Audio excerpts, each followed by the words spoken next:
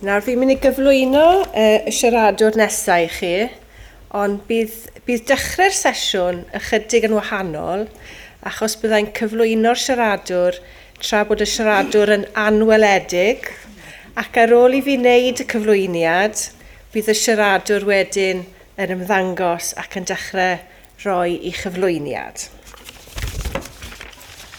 Felly mae'n bleser gen i gyflwyno i chi heddiw Esyllt Angharad Lewis. Hi yw'r siaradwr nesaf ar gyfer y gynhadledd bore yma. Mae Esyllt yn artist ac yn barablydd o graig cefn parc. Mae ganddi radd meistr mewn darlunio o Goleg Celf Glasgow, ac mae ei gwaith celf yn chwarae gyda chyfieithu fel cyfrwng esthetaidd. Mae'n gydolygydd ar gyhoeddiadau'r stamp, cylchgrawn diddorol iawn, ac mae'n enillydd gwobr Ifor Davies yn Eisteddfod Pontypridd 2024 am ei pherfformiad Blobus a Phryderon Eraill. Felly, ewch chi dangos eich croeso mawr i Esyllt Angharad Lewis, os gwelwch yn dda.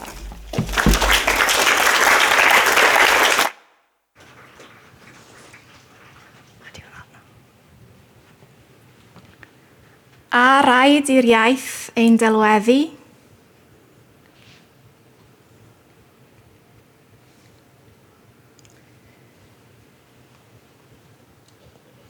Beneath windy crags and forests, look you, white-fleeced farms nestle in the full curving hills. In high rainfalls, on rock, damp earth or coast, we cling to each other for hearth warmth. Davis, Pritchard, Roberts, Williams and Jones, winter lights of the valley towns, mother of pearl, marking our habitations on her dreamed terrain. For some still close to us, sleep a while in our sumptuous cemetery aisles. Soft thighs we tunnel, seeking light in the dark, quarrying vertical and horizontal, right-angled planes hard against the curvaceous forms, healing scars in the cauldron grail of rebirth.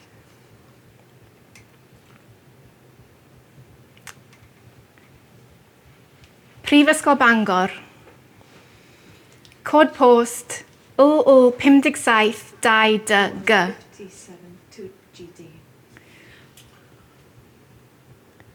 Lledred 53.2298 neu 53.1344 i'r gogledd. Hydred 4.1363 neu 4750 i'r gorllewin.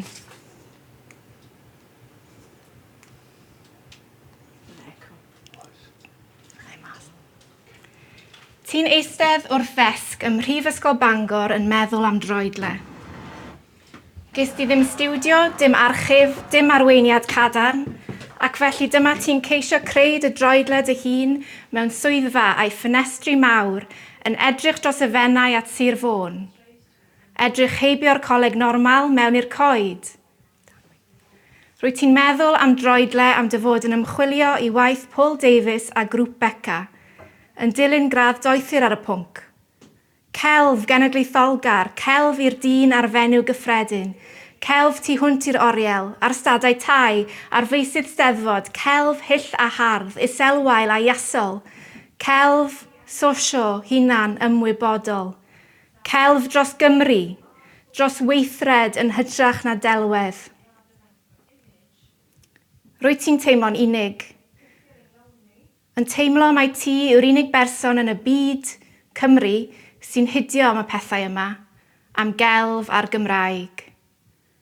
Rwy ti'n ceisio gwneud i bobl eraill hydio, ond mae arian yn drech, mae pŵer yn drech, mae siarad lawr yn drech. Felly ti'n chwilio eto am droedle, darn o rywbeth i afael ynddo, yng nghwmni'r artistiaid yma oedd yn ei hanterth casglebol yn yr 80au a'r 90au. Oedd yn ceisio cymuned fel wyt ti'n ei cheisio hi nawr, y Mangor. Chwilio am le ar y map, defnyddio'r map i greu lle. obsesiwn gyda mapiau, gyda thir, gyda dal tir, gyda hawlio tir, adennill tir, meddiannu tir.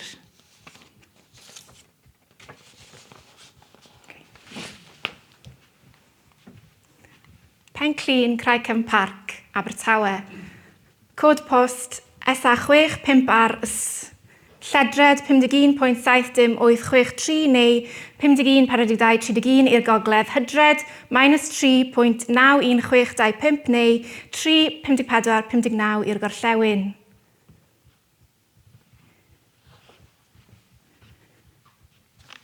Dwi'n meddwl bod fy obsesiwn gyda mapiau fel ffurf gweledol ffeithiol greadigol wedi dechrau o oedran cynnar iawn, yn tyfu lan ar aelwyd wleidyddol, yn aros lan i wylio canlyniadau etholiadau, yn aros i weld a fydde mwy neu lai o'r map o Gymru a'r gwair yn wyrdd, neu'n las, neu'n goch. Roedd coch yn ergyd, glas yn fwyell. Felly hefyd y cyfrifiad, y cyfri oedd yn golygu mwy i ni na'r rhan fwyaf o bobl efallai, oedd ddim yn hydio gymaint faint o'r ddemograffeg oedd yn siarad iaith arall, neu'n hoiw, neu'n anabal, neu'n rhan o leiafrif ethnig. Y cyfrifiad a'r cymariaethau ar hyd cenedlaethau a degawdau. Y gwyrddni'n pylu. A'r syniad sydd wedi treiddio'n ddwfn i mer fy esgyrn fy ngweithaf, fod y rhannau gwyrdd yn rhannau gwell, mwy Cymraeg, y cadarneuoedd, y llefydd da. Mae cyplysu'r Gymraeg a chelf wedi bod ar fy meddwl ers oedran ifanc, a dwi wedi ceisio cysylltu'r ddau beth ers i mi sylweddoli fod y Gymraeg yn perthyn i fyd celf, a'r byd celf yn perthyn i'r Gymraeg, os wyt ti ond yn credu a chreu hynny. Is i ati yn fy ngradd i ystyried perthnasedd cysyniad yr athronydd J.R. Jones o gyd-ymdreiddiad tir ac iaith, y tir a'r iaith yn cydblethu, yng nghyd-destun gwaith celf Mary Lloyd Jones a'r bardd Iwan Llwyd, a gofyn i ba raddau y mae dylanwad y Gymraeg ar dir Cymru yn effeithio ar y ffordd y mae pobl yn creu gwaith celf, yn enwedig fel Cymru Cymraeg. Roedd y cyfle felly i edrych yn fanylach ar waith grŵp Beca fel gradd doethur yn gyffrous iawn i fi, a hwythau yn bleidiol dros y Gymraeg a chymdeithas, a delweddu tir Cymru mewn ffyrdd heriol. Fel y dywed Peter Lord am Paul Davies, sylfaenydd grŵp Beca. Addasiad oedd mapiau Paul o hen ddelwedd sydd yn atseinio drwy'r traddodiad cynhenid, sef y tirwedd. Dyma pam mae ysgrifennu hanes a beirniadaeth radical Gymreig yn mynd law yn llaw a chreu delweddau. Nid oes grym mewn delwedd nad yw'n atseinion ddwfn y meddyliau'r bobl. Nid gweithgarwch preifat yw celfyddyd, ond perthynas rhwng yr artist a'r gynulleidfa. Os am weld celfyddyd radical yn ffynnu, rhaid i ni gyd ddatblygu'n feddyliol yn ein hymwybyddiaeth o'r gorffennol a gan ymarfer dychymyg ynglyn â'r dyfodol. Ni ddaw celfyddyd o'r fath mewn gwagle meddyliol cenedlaethol. Os nad ydym yn sicrhau awyrgylch creadigol drwy'n gweithgarwch, ni'n hunain, ym mhob maes, collwn artistiaid ifanc megis Gruff Rhys, sydd ar ddawn i greu'r delweddau y bydd ei hangen arnom mwyn mynegu ein dyheuadau cenedlaethol ar ddechrau'r ganrif nesaf. Yr hyn sy'n drawiadol wrth edrych ar nifer o weithiau Paul Davies, Peter Davies a grŵp Beca yw ei bod yn defnyddio iaith eiriol yn ei gweithiau gweledol. Mae'r Gymraeg yn bresennol iawn yng ngweithiau mapiol y grŵp, sydd wedi codi cwestiwn ehangach yn fy meddwl i. Fel Cymru Cymraeg, beth yw dylanwad iaith ar y ffordd yr ydym yn creu delweddau? A yw iaith yn lliwio'r llun? llwyddodd Paul Davies i bontio'r gagendor rhwng y Gymraeg a'r Saesneg, wrth iddo geisio cynnig ymateb i gwestiwn J.R. Jones, a raid i'r iaith ein gwahanu. Creodd waith oedd yn mynd i'r afal ar ffaith y cafodd ef ei hun ei amddifadu o addysg Gymraeg fel plentyn, a'i dad yn yr RAF a'r teulu felly'n gorfod symud o hyd. Wrth gwrs, mae mapiau yn aml iawn yn cynnwys geiriau fel cyfarwyddyd, fel dynodwyr, ac felly mae syniadaeth artistiaid fel Peter Davies ac Iwan Bala yn benthyg ei hunan yn wych at gartograffeg creadigol. Fel y dywed Paul Davies ei hun am y map fel ffurf artistig, mae pob fersiwn o'r darlun symbolaidd ac adnabyddus yma yn gosod nid yn unig sialens dechnegol, ond yn ein galluogi ni i godi nifer o gwestiynau am sefyllfa bresennol ein gwlad. Dyma'r clawr y llyfr, dwi'n meddwl, oedd Iwan yn cyfeirio ato gyda. Yn amlach na heb, gwelwn yng ngwaith mapio grŵp Beca ei bod yn llunio mapiau ar ffurf peintiadau a darluniau, mwyn gwneud pwynt am drefedigaethedd, gwladychiaeth, coloneiddio, colonising, pa bynnag air a fynnwch i defnyddio. Ceir sawl diffiniad o drefedigaethu, ond un ohonynt yw i sefydlu rheolaeth dros rhywbeth, gwlad, tiriogaeth, cenedl, pobl, nad yw'n perthyn iddi. Ymgais grŵp Beca yn ôl y dystiolaeth weledol felly yw taflu goleuni mewn modd gweledol eofn ar ddylanwad negyddol yr ymerodraeth Brydeinig ar Gymru dros y degawdau a'r canrifoedd. Yn llythrenol, yn creithio a difwyno ei thir. Yn wir, mae mapiau am wladychiaeth neu mapiau sy'n cyfeirio at ormes Cymru yn rhan amlwg o waith grŵp Beca. Grŵp a fyddai'n anfon gweithiau celf at ei gilydd drwy'r post i'w cwblhau. Rhywbeth sy'n ymddangos yn radical heddiw ymhell cyn dyddiau'r wefyd eang a chyswllt uniongyrchol union syth, sydd wedi chwalu cysylltiadau ystyrlon mewn rhai ffyrdd. Gweler rhai o'r lluniau sydd ar y pwynt pŵer, gan Paul Davies, Peter Davies ac Iwan Bala. Fel y dywedodd y diweddar Peter Davies, when Paul and I formed Beca, it was a means of making pertinent comments and work from the edge, a perspective from the dispossessed. A hithau'n ddi-Gymraeg, roedd Paul a Peter Davies wedi ei hamddifadu nid yn unig o'r Gymraeg, ond hefyd o'r syniad fod Cymreictod yn perthyn iddyn nhw, gan deimlo i'r byw ar yr un pryd effeithiau gweithaf trefedigaethu Prydeinig ar y wlad. Yn wir, gellir dadlau mae nhw eu hunain oedd meibion y trefedigaethedd hynny. Yn hynny o beth, roedd ei gwaith yn radical am ei bod wedi ceisio pontio'r bwlch rhwng y Cymru Cymraeg a'r di-Gymraeg, heb feio'r Cymru Cymraeg am hynny, gan ymrafel ar iaith eiriol drwy ei iaith gweledol. Yn y pen draw, cyfleidiodd Paul Gymraeg a'i dysgu ac ymsefydlu ym Mangor, gan ysbrydoli cenedlaethau o artistiaid y dyfodol ar y cwrs sylfaen celf ym Mangor. Croesodd y bont a sodrodd ei hunan ar y map.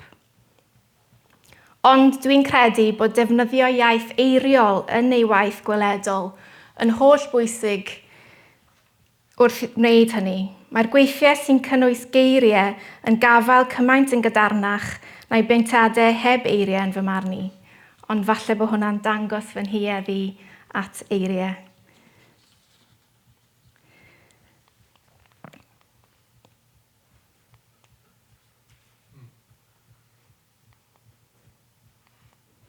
Tu hwnt i'r straen gweledol amlwg sy'n perthyn i'r lliwiau a'r llunellau cras, a'r geiriau sydd wedi sgriblo fel graffiti protest. Beth sylwch chi ar y ffordd y caiff Cymru fel gwlad ei delweddu yn y lluniau penodol hyn gan grŵp Beca? Mae Iwan eisoes wedi crybwyll hyn yn ei sgwrs e.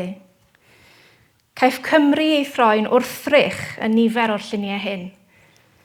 Pa wrthrych meddych chi? Menyw. Ai gwrthrych yw menyw? Onid y famwlad yw Cymru wedi'r cwbl? Y famwlad, ni allaf ddianc rhag hon. Hi yw'r unig wlad i mi, y fam ddeiar. Dacw sawl diffiniad o Gymru. Onid cam naturiol yw rhoi bronau a bych chi'n galw ar fap ohoni? Yn bitau na gafodd ei hecsbloetio a'i chamdrin. A'i beca yw hon?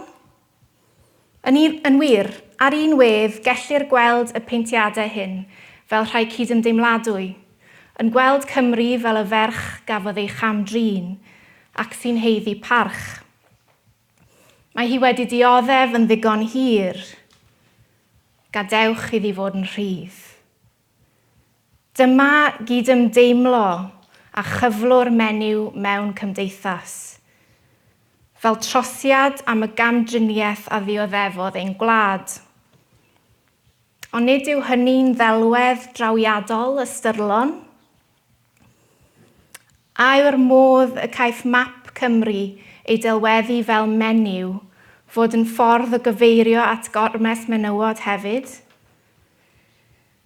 A yw'r modd y mae menyw yn gweithredu fel gwrthrych yn atgyfnerthu ac atgynhyrchu'r syniad o'r famwlad hen sydd ar ei chythlwng. Ar wedd arall, mae'r ffordd y mae'r fenyw yn ymddangos fel caricatwr o gorff benywaidd yn awgrymu ei bod yn cael ei defnyddio mwyn gwneud pwynt am effaith trefedigaethedd ar Gymru. A ellir mynd mor bell a dehongli Cymru fel gwrthrych serch gwyrdroedig yn rhai o'r lluniau yma?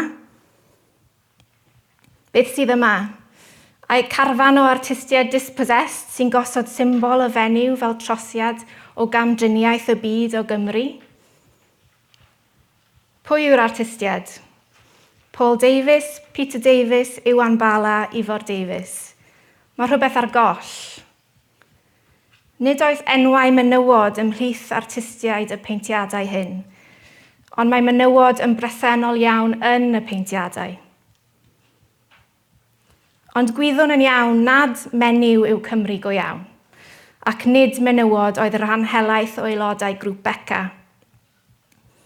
A yw'r ffaith mae dynion sy'n gyfrifol am y mwyafrif o'r delweddu o'r fath yn codi cwestiwn ychwanegol. Ai ffurf ar internal colonisation yw hyn? Mae dynion mewn gwirionedd sy'n lliwio'r naratif gweledol am fapiau Cymru, ei bod yn defnyddio cyrff menywod i wneud y pwyntiau hynny. Defnyddio cyrff menywod ond nid ei lleisiau. A ellir gweld hyn felly fel ffurf ar wledychu mewnol? Mae dynion, wrth gyfeirio at ddiffyg rheolaeth tiriogaethol yn sgil gormes yr Ymerodraeth Brydeinig, yn dwyn rheolaeth o ddelwedd ac edrychiad y famwlad at ei dibenion ei hunain. Wrth droi Cymru'n wrthrych yn fenyw wedi dinoethi, ond nid yw hyn yn enghraifft o ddynion yn sefydlu rheolaeth dros wlad tiriogaeth cenedl pobl y rhyw fenywaidd, nad yw'n perthyn iddi, a meddiannu a defnyddio at ei bwrpas ei hun heb hawl? Dim ond codi'r cwestiwn, a oes islais patriarchaidd yma? Yn ddiddorol ac efallai'n ddadlennol, yn y diffiniad Saesneg o patriarchy, mae'n trafod allgau menywod mewn ffordd llawer mwy uniongyrchol na'r diffiniad Cymraeg. Cymharer, a system of society or government in which men hold the power and women are largely excluded from it. Dyma'r diffiniad Cymraeg o batriarchaeth. System gymdeithasol lle bod gwryw yn bennaeth ar y teulu neu'r tylwyth, a lle rôl rheinir a chacharenydd drwy'r tad. System o lywodraeth gan y tad. Does dim hyd yn oed sôn am fenywod fan hyn. Dyma'r system naturiol. Pan o'n i'n 19 mlwydd oed yn astudio cwrs sylfaen celf yn Abertawe, darllenes i Ways of Seeing John Berger. Naeth newid fy mywyd mewn rhai ffyrdd. Y benod sydd wedi aros gyda mi yw'r un am y gwahaniaeth rhwng y ffordd y mae dynion a menywod yn ymddangos yn y byd. Dadl Berger yw bod dynion yn weithredol a bod menywod yn oddefol, a bod hyn yn effeithio ar y ffordd y cawn ein gweld, a'r ffordd yr ydym yn trin ein gilydd. Dywed, one might simplify this by saying men act and women appear. Men look at women. Women watch themselves being looked at. This determines not only most relations between men and women, but also the relation of women to themselves. The surveyor of woman in herself is male, the surveyed female. Thus she turns herself into an object, and most particularly an object of vision, a sight. Byth sylwch chi am y modd y caiff y fenyw o Gymraes ei delweddu yng ngwaith Paul Davies ym 1986.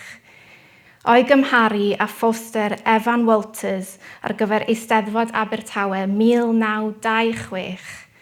Gafodd ei greu 60 mlynedd yn gynharach. Cafodd poster Evan Walters ei wahardd ar y pryd a llosgwyd bron pob copi, am ei fod yn rhy aflednais.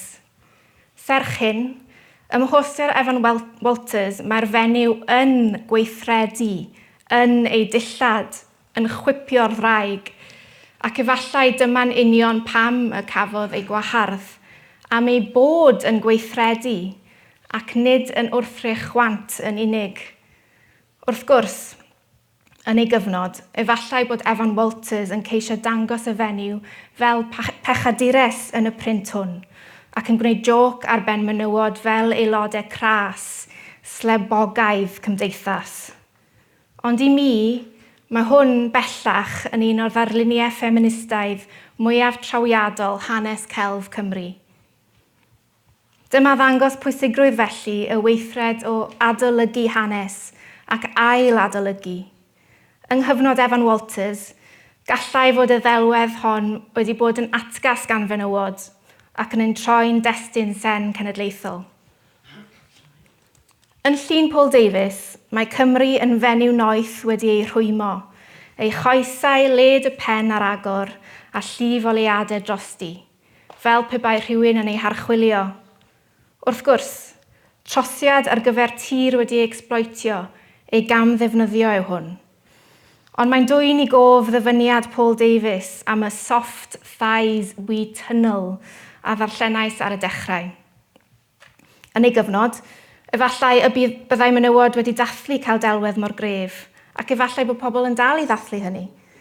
Llawenhau fod dynion yn tynnu cymariaethau rhwng cyflwr camdriniaeth Cymru a'r modd y mae menywod wedi cael eu trin erioed.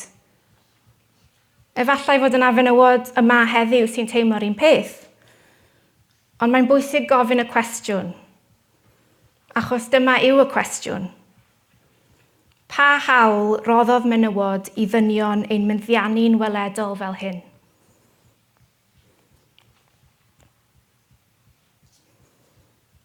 Ond mae sawl artist benywaidd o Gymraes nad ydynt wedi derbyn cael ei gwthio i'r ymylon, gweithaf rhagfarn, gweitha'r holl wrthrychau yn ei herbyn, sydd hefyd wedi cyfrannu at iconograffi a chartograffeg Cymru yn nhermau celf weledol. Wrth gymharu gwaith grŵp Beca gyda gwaith artist tirluniau mwyaf arwyddocaol benywaidd Cymru, Mary Lloyd Jones, mae'r cyferbyniad rhwng llunio tir Cymru fel gwrthrych o'i gymharu â delweddaeth haniaethol Mary Lloyd Jones yn drawiadol. Mae Mary hithau yn delio gyda threfedigaethau a mapio darn o dir. Ond yn hytrach na gweld corff ac ymlinell, y peth cyntaf y sylwn arno yn y peintiad hwn yw'r cyferbyniad syml rhwng lliw y porffor a'r melyn. Yn ogystal, gwelwn awgrym o iaith a symbolau heb fod hynny'n ymwthgar, yn gadael i'r gwyliwr i wneud y gwaith. Efallai y gellir dadlau nad yw hyn yn ddigon uniongyrchol danbaid. Ond gogoniant gwaith Mary Lloyd Jones yw nad oes modd ac na ddylid diffinio'n union beth sydd ger ein bron. Gellir gweld elfennau gwahanol o natur bob tro yr edrychwn ar y peintiad hwn. Wrth beidio â chreu darlun disgrifiadol manwl gywir, gellir cyfleu rhywbeth mwy arwyddocaol. Nid yw hi'n ecsbloetio pobl na phethau eraill yn ei gwaith mwyn gwneud pwynt am ecsbloetio. Mae'n cyfleu a phrofi grym iaith mewn perthynas â thir. A yw hyn felly'n dangos gwahaniaeth rhwng iaith weledol, yr artistiaid benywaidd a'r artistiaid greuaidd oedd yn mapio Cymru tua diwedd y ganrif ddiwethaf a mewn i'r mileniwm newydd? Fod dynion yn awyddus i wrthrychu'r wlad, ei greu yn symbol ar drail corff menywod? Tra bod artistiaid benywaidd yn fwy awyddus i archwilio grym haniaethol iaith, heb geisio perchnogi na phwysleisio ei bwer dros y sawl sydd wedi ei gorthrymu, mwyn gwneud pwynt am ormes. Yn amlwg, un artist benywaidd sydd gen i dan sylw fan hyn, yn erbyn 3 a mwy o artistiaid greuaidd, ac felly gellir dweud fy mod yn cyffredinoli, ac mi rydwyf wrth gwrs. Mae mantais hanes a'r gallu i edrych yn ôl hefyd ar fy ochr. Mae'n rhy hawdd creu dadansoddiad deuaidd. Edrychwch ar boster yr artist greuaidd Evan Walters er enghraifft, a gweithiau eraill gan aelodau grŵp Beca sy'n dathlu ffigwr y fenyw fel peth eofn a chrif. Ond tybed a allwch chi feddwl am artist benywaidd sy'n trin cyrff menywod mewn perthynas â Chymru yn yr un ffordd yn ei gwaith. A raid i frwydr yr iaith ddarlunio menywod fel gwrthrychau mwyn i ddynion gael dweud ei dweud? A raid ennill brwydr ieithyddol ar drail cyfartaledd a pherthnasau iach? Mewn cyfnod pan fo cenedlaetholdeb ar gynnydd, ar yr un pryd a'r asgell dde eithafol a dylanwad unigolion, mysglyd a theitaidd, yn cael ei deimlo fwy ymysg bechgyn a merched ifanc. Mae'r iaith a'r symbolau yr ydym yn ei dosbarthu fel artistiaid yn dod yn fwy hanfodol.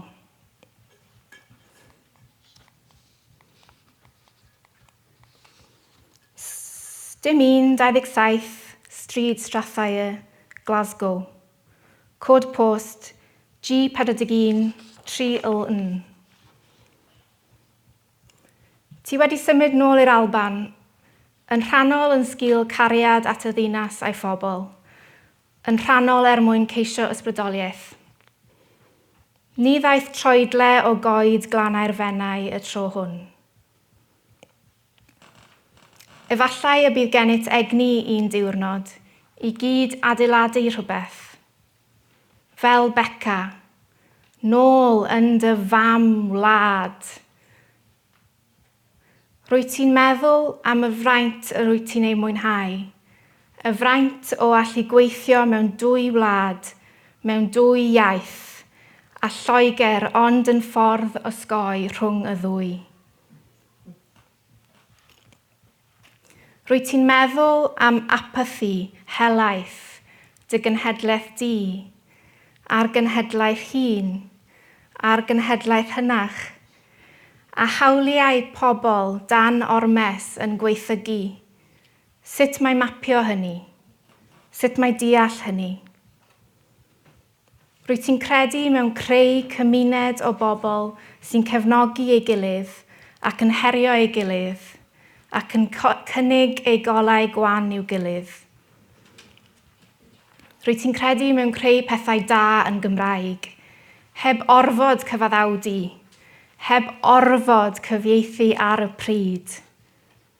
Rwyt ti'n gobeithio fod heddiw yn ddechrau. Diolch o galon am y cyfle i siarad heddi, mae wedi bod yn fraint.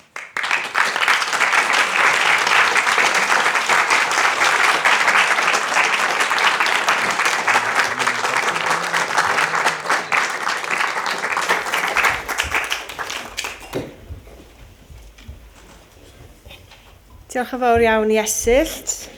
Eto, o ti eisiau cymryd sedd Esyllt am funud? Mae chydig o funudau gyda ni fi'n credu am gwestiynau, Hugh. Few minutes for questions, yeah. Os oes rhywun hoffi roi... Fi'n credu falle dylai fi roi'r cyfle cynta i Iwan sydd gyda ni yn rhan o'r sgwrs yma heddiw. Wel, mae'n amlwg bod rhaid i fi ail feddwl lot o bethau does yn sgil hynna. Does ddim amser i drafod y peth, ond swn i wedi cael trafodaeth efo ti falle rhywbryd eto. A'r peth o'n i'n teimlo am hyn oedd wastad bod Cymru'n cael ei delweddu fel yn fy niwedd yn hon, ac felly mae dyna sydd o'n i'n gweld o. A does na ddim y fenyw Gymraeg ydy rhywbeth dyn ni'n gwybod am yng Nghymru a ddim y dyn Albanaidd mewn Celt. Ond mae hynny bosib iawn i wneud efo ffaith bod well gen Lloegr weld Cymru fel menyw sydd ddim yn beryglus ac y gellith gael ei controlio. So dwi yn teimlo oedden ni yn ymwybodol am hyn efo Beca rhwngthon ni, bod ni yn chwarae efo'r syniad yna hefyd de. Yr unig broblem i fi efo'r ddelwedd oedd penryn gwyr. Sim rhaid fi ddeud dim mwy am hynny, agos. Diolch Iwan. Mae'n wych iawn, dwi'n falch bod ti'n gwneud hyn, ac mae'n golygu gallai i ymddeol rwy'n dydy. Gallai i ymddeol mae cael Cymru mewn dwylo saff. Yn ystod amser cynno hefyd, fel fi wedi gweud, mae'r arddangosfa fyny grisiau gan Peter Lord a nifer o ddelweddau o Gymru fyna a nifer o ddelweddau o ferched ac o fenywod. Nifer wedi cael ei wneud at bwrpas arbennig yn y cyd-destun coloneiddio. So, digon i feddwl yn biti ac i drafod yn ystod y diwrnod heddi. So, mae hwnna'n yn fforwm da iawn i ni heddi i draddodi'r syniadau yma. Oes rhywun arall yn sylw neu cwestiwn?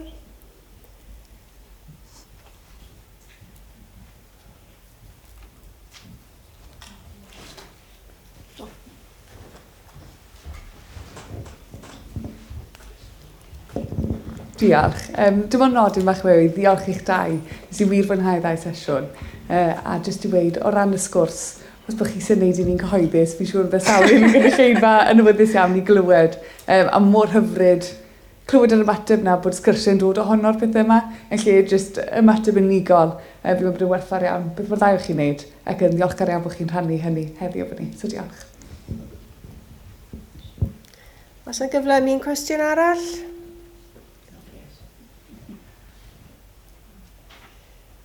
Iawn, felly diolch yn fawr iawn i ti Esyllt, os gallwn ni ddangos ein gwerthfawrogiad i siaradwyr.